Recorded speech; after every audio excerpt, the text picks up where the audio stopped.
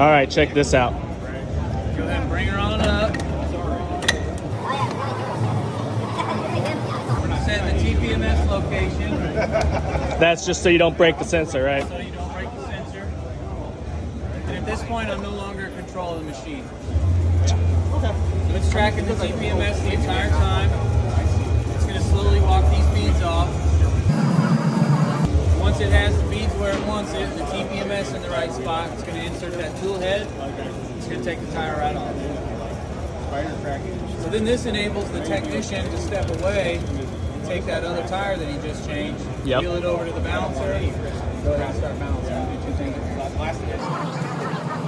You guys ever try to make a changer that would also balance it all in one? You know,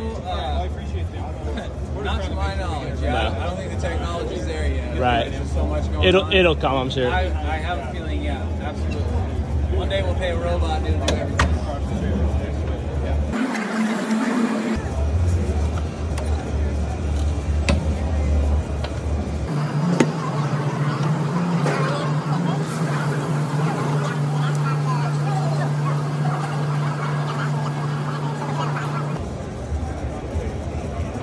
There it is, it's off. Now you're gonna show me it go back on? Yeah, hell yeah, man. So at this point, we take off the old tire, put on the new one. Go ahead and lube her on up. Always use lube. Lube's your friend.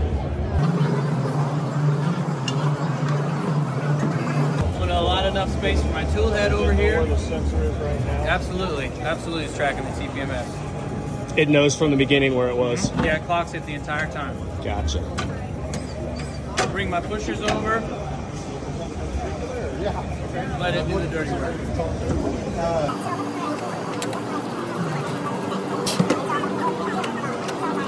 Just like that, gentlemen. Look at that. And you're on to airing it up in less than 3 minutes from start. It'll go up to a 30-inch tall rim and a 50-inch tall tire. Yep. Yep. Exactly 3 minutes ground to ground.